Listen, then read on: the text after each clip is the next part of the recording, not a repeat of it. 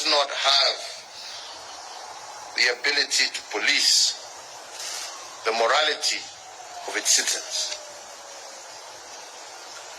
We will double our enforcement efforts, but it is you, the public, that will play the most critical role. You must remember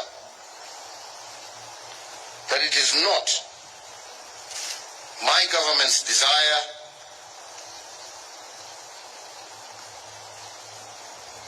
to close down our economy. We want our country to remain open. But whether or not we will remain open shall ultimately depend on the public's responsiveness to COVID protocols.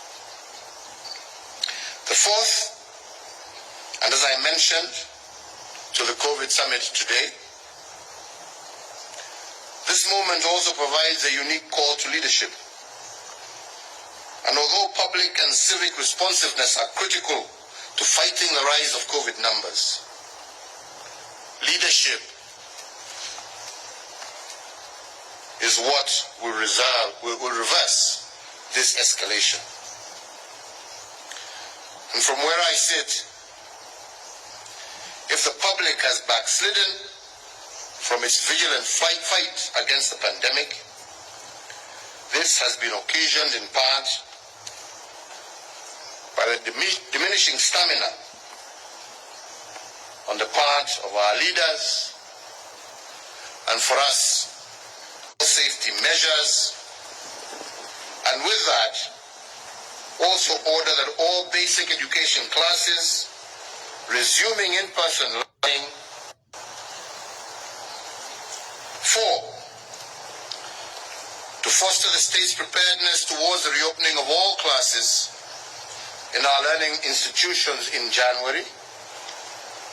I urge and encourage members of Parliament to engage their respective GAF and CDF boards with a view of finding ways to augment the existing interventions that are geared towards the reopening of our schools.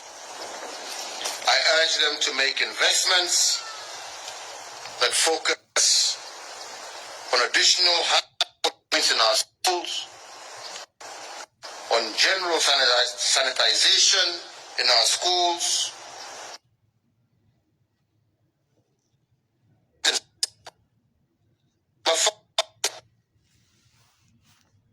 political gatherings and rallies are suspended for a period of 60 days, and this to take effect immediately. Anyone wishing to hold such meetings should attendees to 1/3 seating capacity of the hall and the wearing of face masks.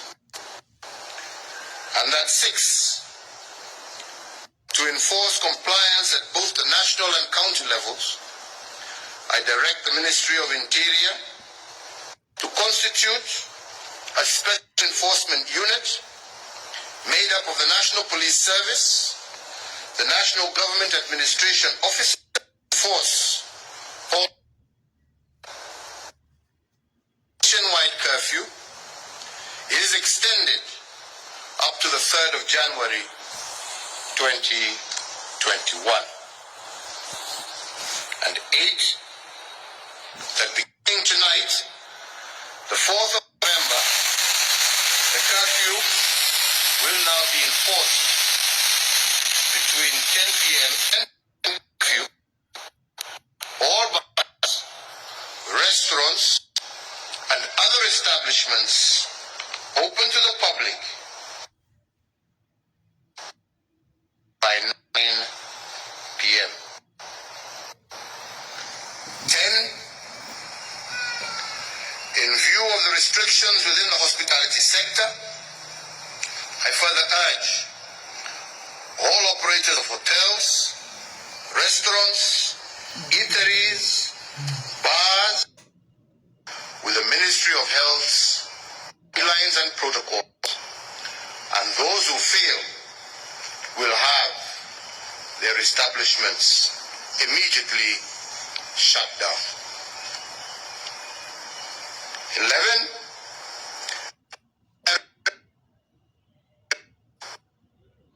changed.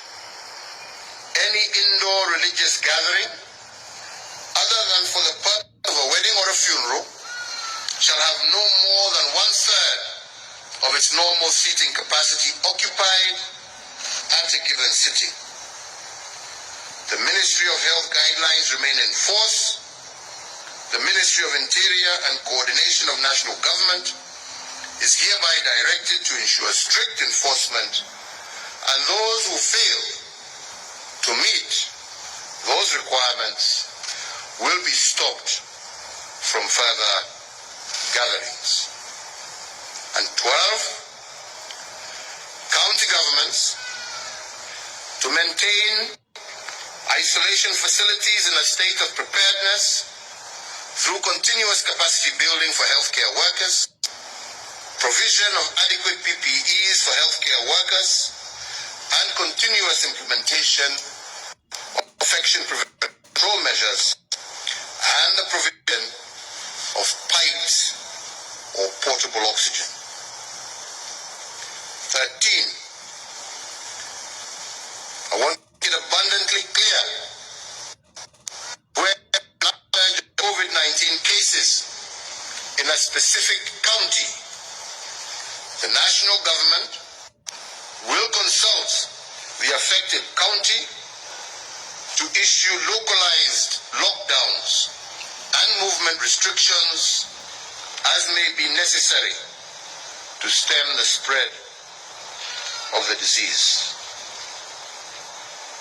14, county governments and other relevant government agencies to enhance and strictly enforce all public health social measures, including hand washing, social distancing, and mandatory wearing of masks in public places,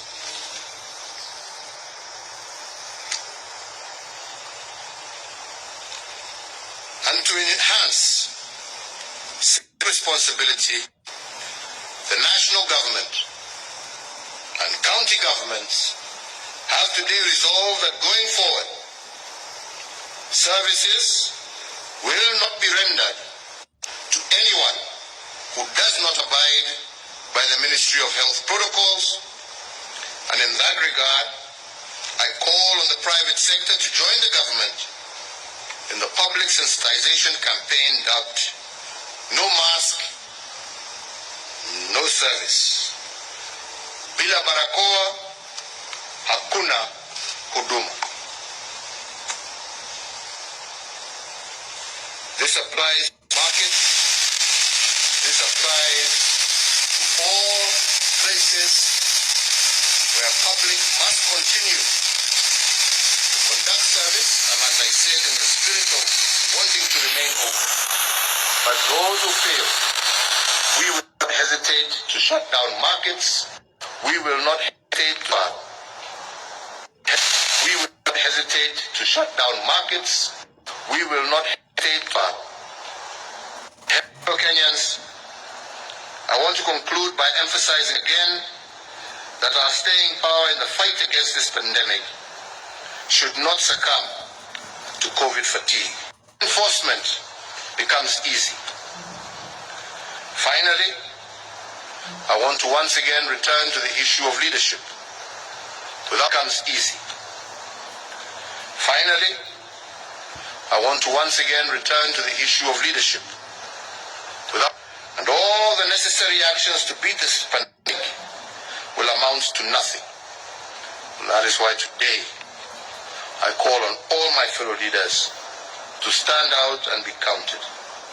While at it, they must choose to take bold decisions instead of popular decisions if the latter is good for our people and for our country.